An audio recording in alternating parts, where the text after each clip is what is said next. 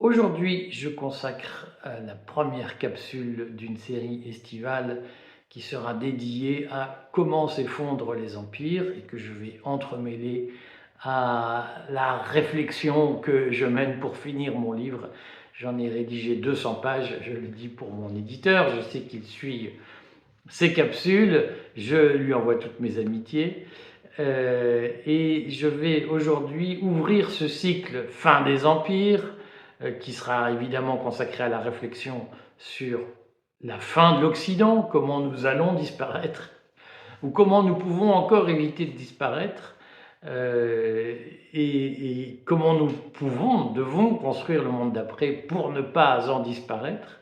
Et je couple cette réflexion donc avec la réflexion sur mon livre qui avance. Je commence aujourd'hui ce premier épisode par une réflexion sur George Soros, sur la société ouverte et sur les réussites de George Soros, sur comment George Soros nous a étouffés ou nous a neutralisés, quels sont les secrets qu'il utilise pour pouvoir affaiblir l'Occident, et c'est probablement l'un des phénomènes les plus marquants du XXIe siècle, c'est de voir qu'un homme seul peut, avec sa fortune, arriver à neutraliser toute une culture. Alors je voudrais donc refaire une capsule rapide, si possible, sur ce qui fait le secret de George Soros. Alors son secret, évidemment, vous le connaissez, c'est qu'il a spéculé très longtemps dans les années 60,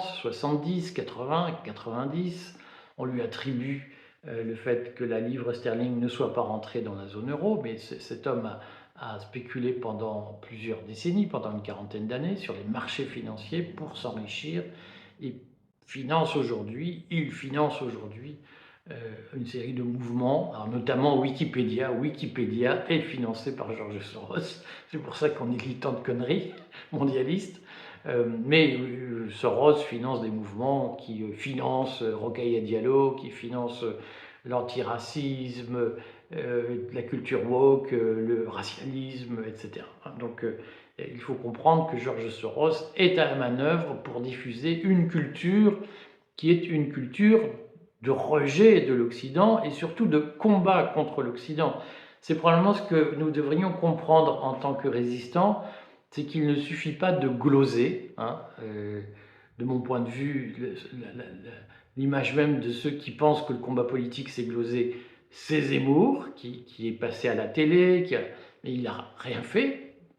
Le combat politique, ce n'est pas gloser, c'est agir, et parfois agir selon des méthodes qui ne sont pas morales, je le dis, je le martèle, puisque je vois beaucoup de gens qui me disent « nous devons être dans le camp du bien ».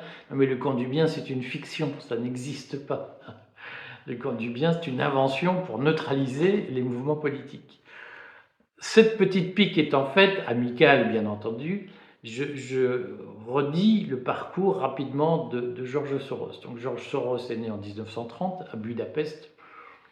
Il appartient à la communauté juive hongroise qui a beaucoup souffert de la Shoah, qui a été décimée par la Shoah. On dit que son père et lui-même, au sortir de la guerre, se sont sauvés des déportations nazies par des méthodes qui ne sont pas forcément avouables vis-à-vis de leur propre communauté. Qu'importe, George Soros, en 1947, émigre en Grande-Bretagne. Il devient, et c'est ça qui est important, il devient l'étudiant, je crois que c'était à Oxford, d'un philosophe épistémologiste qui s'appelle Karl Popper. Alors Karl Popper est un philosophe décrié en France. Alors, il est assez apprécié parce qu'il a émis une théorie qui est qu'une théorie scientifique n'a de valeur que si on peut la démontrer fausse, c'est-à-dire une théorie dont on ne peut jamais démontrer la fausseté n'apporte pas de connaissances. C'est la théorie de Karl Popper, qui est au fond un épistémologue fondamentalement anti-chrétien, puisque la révélation dans le christianisme est infaillible en principe. Popper dit, mais si c'est infaillible, ça ne peut pas avoir de valeur scientifique. Mais Popper est assez référencé dans les facultés de philosophie en France pour cette théorie, mais il a surtout écrit un livre qui a inspiré George Soros, qui s'appelle La société ouverte et ses ennemis, hein, The Open Society. Et donc George Soros va reprendre cette théorie de Karl Popper, qui est la théorie de la société ouverte. Alors, la société ouverte de Karl Popper, c'est un livre en 2 tomes, où Karl Popper, qui est détesté en France, qui est considéré comme un livre nul, truffé de conneries. Chaque fois que je rencontre un philosophe en France, je lui parle de l'Open Society de Karl Popper, pas de George Soros, mais de Karl Popper. C'est un tissu de conneries. Hein. Karl Popper, dans l'Open Society, dans son Open Society, explique en quoi Platon n'est pas un philosophe démocratique, mais un philosophe aristocratique. Il faut savoir que l'essentiel de l'enseignement philosophique en France est fondé sur Platon, et ce qui explique que la caste en France ait un esprit aristocratique, c'est très largement dérivé de Platon. Et Popper explique que Platon n'est pas un démocrate mais un aristocrate, alors que Socrate était un démocrate et que Platon a au fond déformé ou récupéré la pensée de Socrate pour en faire quelque chose qui n'était pas socratique. Dans le 2e tome, puisque c'est un livre en 2 tomes, La société ouverte et ses ennemis, dans le 2e tome, Popper parle beaucoup de Hegel et de Marx. Et là aussi, sur Hegel, mais Hegel a inventé l'idée qu'il y aura un État, hein, au-dessus des hommes, auquel il faudrait obéir. On comprend l'esprit de Popper, qui n'est pas inintéressant. Popper, il faut le savoir, est un philosophe autrichien qui a fui le nazisme en s'installant en Grande-Bretagne. Il a fui le nazisme avec un autre philosophe dont la lecture est extrêmement importante aujourd'hui, même s'il est peu lu. Ce philosophe est Friedrich Hayek, qui est aussi un économiste, qui est le fondateur de ce qu'on appelle... Enfin, Popper et Hayek sont les 2 figures de ce qu'on appelle l'école autrichienne. Et Hayek est le défenseur de la théorie de l'ordre spontané, qui n'est pas la caricature que certains marxistes en font de façon, à mon avis, ou malhonnête ou débile. L'ordre spontané, selon Hayek, est un principe tendanciel d'organisation d'une société et bien entendu pas un principe absolu ni aveugle. J'y reviendrai si ça vous intéresse, j'en parle dans mon livre, puisque je crois que le monde d'après nous offre une opportunité, celle de reconstituer les sociétés selon l'ordre spontané qu'elles portent en elles-mêmes et en abandonnant, en combattant les ordres verticaux imposés par la caste, quelle qu'elle soit. Je vais refaire une petite pique. Sous l'Ancien Régime, nous avons subi une caste aristocratique de plus en plus décadente qui s'appuyait sur une église qui, rappelons-le, interdisait la lecture, a longtemps interdit la lecture de Voltaire. Rappelons quand même que l'Église catholique a été, et l'est encore à de nombreux égards, une force de limitation intellectuelle, hein, et pas de progrès, ni d'ouverture d'esprit, ni d'intelligence. Quand vous étiez catholique, vous pouviez longtemps pas croire que... longtemps, on n'a pas pu affirmer, à cause de l'Église catholique, que la Terre tournait autour du Soleil. On devait dire le Soleil tourne autour de la Terre, sous peine d'être accusé de péché d'héliocentrisme, ce qui pouvait coûter très cher. Rappelons-le, donc il y a des ordres verticaux. La société organisée selon les principes du catholicisme ou du christianisme est une société à ordre vertical. La société telle que la caste mondialisée la préconise, avec son Great Reset, avec sa vision de Davos, est une société verticale qui ressemble beaucoup à la société catholique. Simplement, on a grand remplacé les élites, mais il y a toujours des élites qui décident. Moi, je pense que le monde d'après est une opportunité pour organiser la société par l'ordre spontané et pas par un ordre vertical.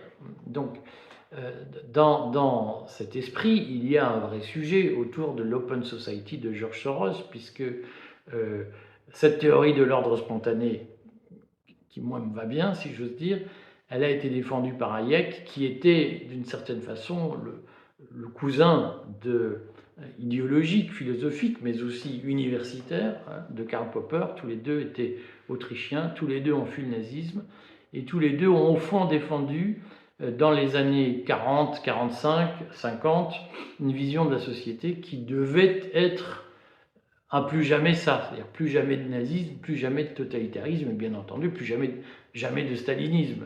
L'idée était vraiment de concevoir un modèle politique qui exclut le totalitarisme ou qui l'empêche. Dans ce cadre-là, Karl Popper, dans La société ouverte, pour Karl Popper, la société qui résiste au totalitarisme, qui est non verticale, qui procède de l'ordre spontané, c'est la société ouverte, c'est-à-dire l'open society. Et Karl Popper va théoriser cette open society en disant que ce qui crée, au fond, l'ordre vertical dans une société, ce sont les valeurs traditionnelles. Et que donc, si l'on veut ouvrir les sociétés, c'est-à-dire les rendre horizontales, hein, il faut détruire les valeurs traditionnelles. C'est une vision profonde de Popper, et Soros, qui vient d'échapper au nazisme, qui va partir aux États-Unis, et donc qui a lui connu les affres du nazisme de près, il est juif.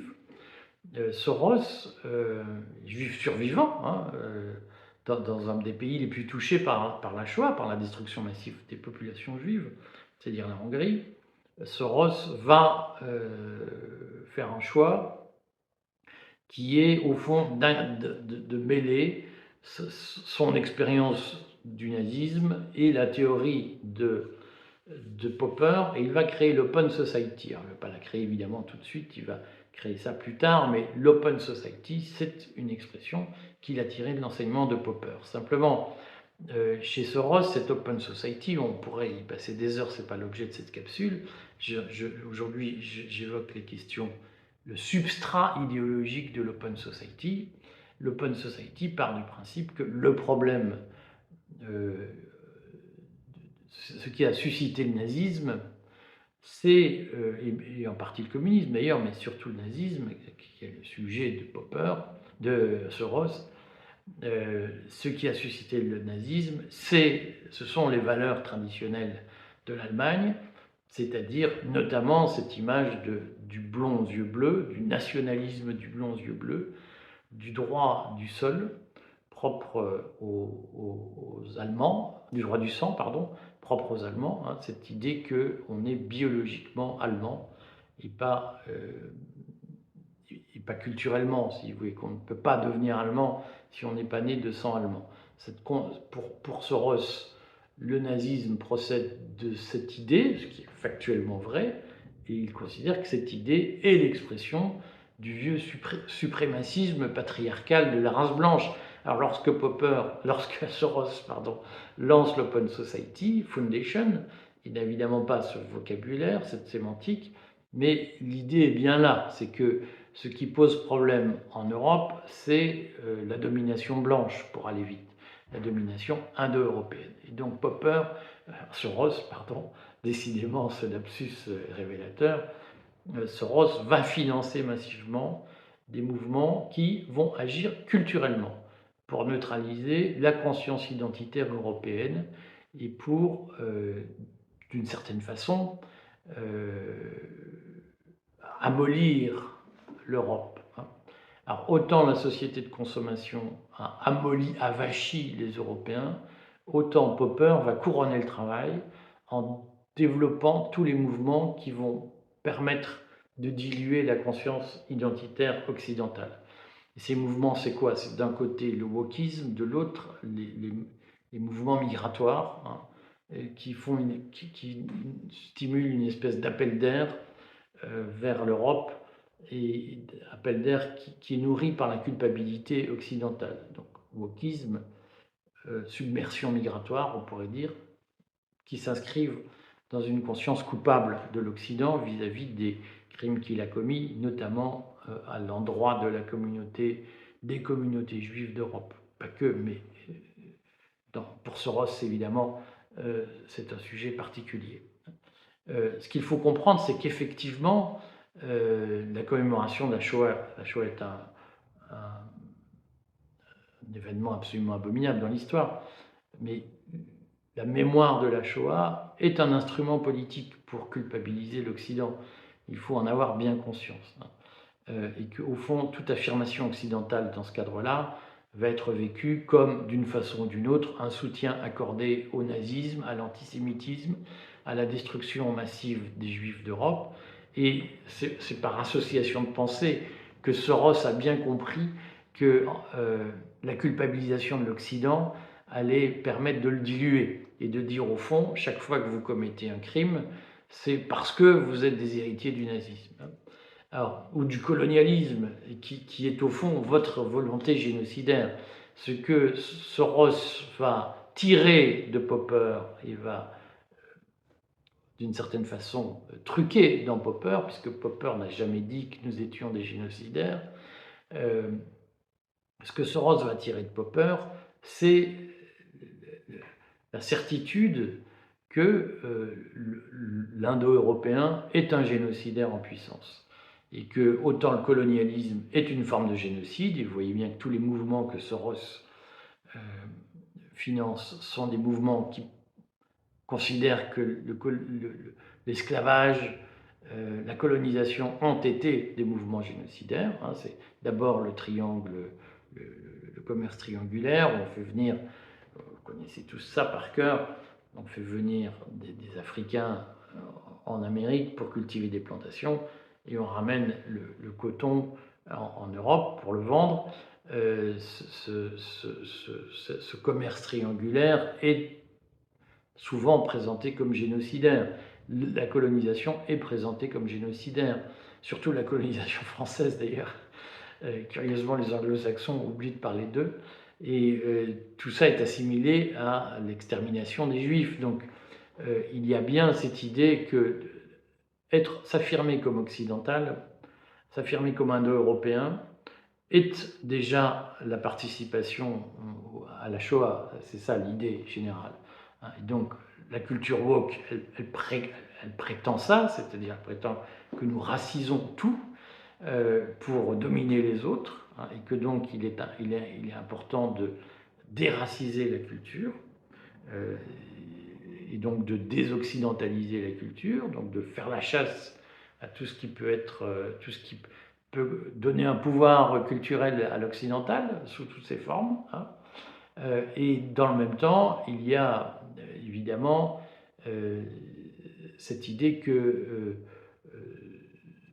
sur le fond, si on refuse à un bateau chargé de migrants la possibilité d'accoster sur nos côtes, c'est parce que nous recréons un génocide. Donc il y a systématiquement un travail sur notre culpabilité raciale qui est très largement maintenue, organisée, structurée, pour défendre la vision d'un nouvel ordre mondial. Alors qu'on sait tous, si vous voulez, que chez Soros,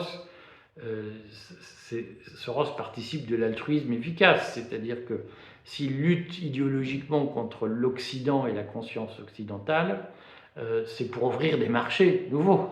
C'est pas seulement parce qu'il a un compte à régler avec les Indo-Européens, c'est parce que il veut ouvrir de nouveaux marchés, affaiblir la concurrence européenne et ouvrir de nouveaux marchés aux entreprises américaines dont il est l'un des investisseurs ou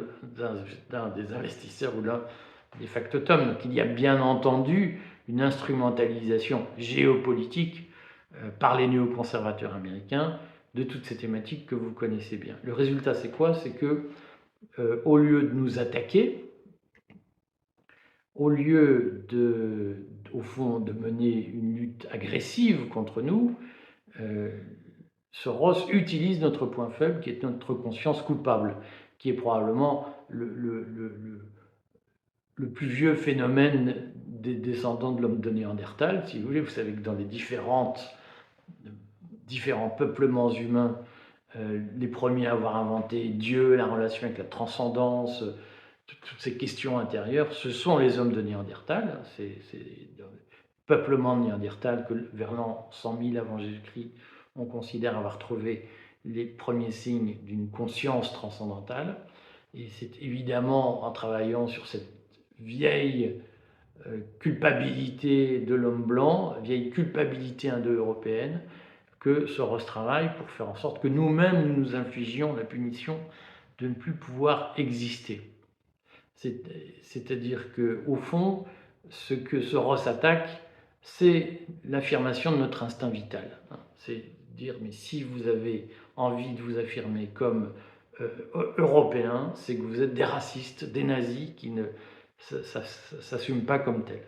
Cette idée est très puissante puisqu'elle justifie par exemple le fait qu'un Emmanuel Macron dise la construction européenne, c'est la seule façon d'échapper au nazisme, à l'obscurantisme nationaliste, je ne sais plus comment il a appelé ça, mais la passion triste des nations, quelque chose comme ça. Pour la caste mondialisée aujourd'hui, que les Occidentaux disent, mais nous appartenons à des nations, nous voulons une Europe des nations, nous sommes attachés à notre nation, c'est déjà l'expression du prurit nazi, post-nazi ou fasciste, et c'est un tour de force que d'avoir, au fond, déroulé la pelote depuis 1945 et nazi celui qui est nationaliste, alors que, rappelons-le, Léon Degrelle, le patron des nazis francophones, belges, du mouvement Rex, qui affirmait que Hitler l'avait choisi comme dauphin pour devenir le grand, je sais pas quoi, de la Grande Bourgogne, ou le sénéchal de la Grande Bourgogne, je sais plus. Quel délire ce mec avait inventé, qui n'a jamais été éprouvé historiquement. Et en tout cas, Léon Degrelle, on s'en souvient, qui est parti combattre avec la Waffen-SS dans la Légion Charlemagne. Il est parti combattre sur le front de l'Est. Léon Degrelle en février 1943, c'est-à-dire après la défaite de Stalingrad, au moment de la défaite de Stalingrad, c'est peut-être janvier 43, janvier ou février 43, Léon Degrelle prononce un discours au Palais de Chaillot à Paris où il dit aux Français « mais la France n'a plus d'avenir comme France. La France n'a d'avenir que dans l'Europe et nous ne pouvons exister que comme Européens. » Donc l'idée que les nations n'ont plus de sens en Europe, que seule l'affirmation européenne a un avenir, est une idée profondément nazie. Mais le tour de force dans Soros est d'avoir fait croire le contraire. C'est-à-dire, le tour de force dans Soros, c'est de faire croire que l'adhésion au nationalisme en Europe est une expression nostalgique du nazisme, et le tour de force des Soros et autres est d'avoir fait croire que l'adhésion à l'idée européenne est un échappatoire au nazisme, alors que c'est le contraire. L'idée européenne s'est vraiment forgée dans le combat nazi. Et donc, la très grande force de Soros est de s'appuyer là-dessus, sur cette idée qui s'est répandue qu'au fond, la nation, c'est le synonyme du nazisme, du NSDAP, et que donc on ne peut exorciser nos vieux démons qu'en combattant le principe des nations européennes. C'est-à-dire qu'il y a vraiment cette idée qui est successful, si j'ose dire, une idée qui a réussi chez Soros, c'est que l'affirmation de l'Européen en tant que membre d'une nation est suspecte et coupable, et que donc il doit renoncer à s'affirmer en tant que tel, et qu'il ne peut exister qu'en adhérant à cette grande bureaucratie qui est l'Union européenne, et en étant fier que de cela, et en renonçant à ces vieilles valeurs nationales. Que faire face à ça? Eh bien, mes amis, il faut... c'est un succès de la part de Soros d'avoir imposé ça, ou d'être parvenu à nous en convaincre.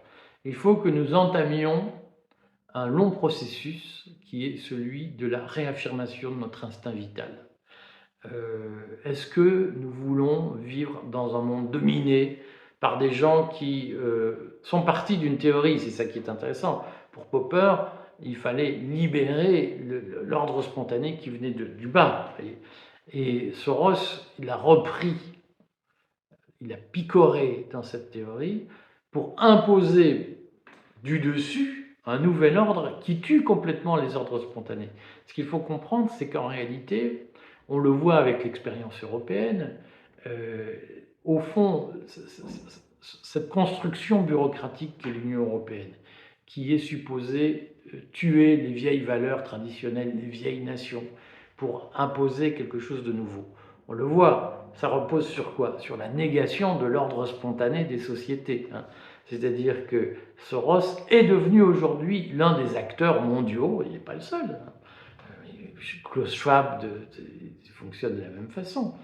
Mais Soros, au nom de l'ordre spontané des sociétés, finance un modèle de construction qui est essentiellement destiné à tuer l'ordre spontané des sociétés. Et qu'est-ce qu'on comprend avec l'Union européenne? C'est que pour créer une Union européenne qui se prétend ouverte, inclusive, etc., il faut une caste qui domine, qui se définisse par son rejet du passé, par son rejet de tout ce qui vient de la base, et qui impose d'en haut un corpus totalement idéologique, fictif, abstrait, où les gens se disent mais c'est quoi ça? Je ne peux plus faire un feu de bois parce que c'est polluant, mais ma cheminée, ça fait 500 ans que dans ma famille, il y a des cheminées où on fait des feux de bois. Moi, je suis en faisant du feu de bois, et là, vous m'expliquez que j'ai plus le droit, que je dois acheter du pétrole qui vient d'Arabie Saoudite, ou d'ailleurs, qui vient par bateau polluant. C'est délirant. Voilà.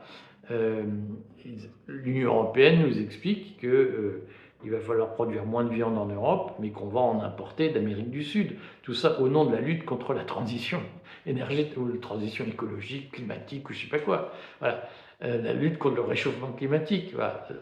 L'Union européenne lutte contre le réchauffement climatique en passant un règlement qui s'appelle Restore Nature, qui va diminuer la surface des terres agricoles utilisables, et en même temps, elle va nous importer en bateau polluant, en avion polluant, des viandes, des produits agricoles d'Amérique du Sud qui sont essentiellement fondés sur la déforestation des terres. Voilà.